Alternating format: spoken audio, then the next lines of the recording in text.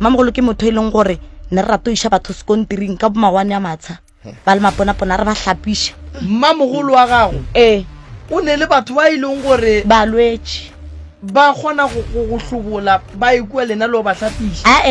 ba tsesenyaganela ba robetse rena tshwantse re ba phumula rena ditšhuana bana ba ga ba tshwanno ge re gana re fiwe dijo re kherishiwe ge re ya sekolong.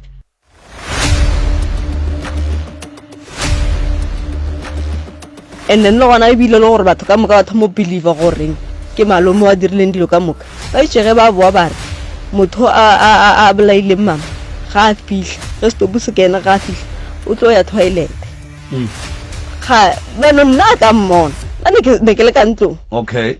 mara ge ke kwa ba buitša re ga a fihla ka moraga toilet ba re na ile mo hlola kora ro mmeile ka moraga toilet. Ene ena Mamogolo sala re tlhapisha ka dikgogo tše ntsho a re botša ka ge e le gore o tloša senyama mo go rena. Ne ke dula kwa a re bofa le dithapo tše ntsho mo mathekeng re lora re namela ke dilo bošego re dira tša thobalano. Polelo e rile ge stopo se tsena wola o tla ya ntlong toilet ene o ile ene wena ra o tsebe ka gore bo le ka ntlong o no kwa o hlaloseng O boletse gore lebele ya go hlapisha batho ba sa apara. Ka dikore Ka re ge ke go botšiša gore batho ba le ya ba tseba wa re ao. a re ba tsebe ke balwetse ba gage. Mosegare le ya ba bona le ba le bona. Ba etla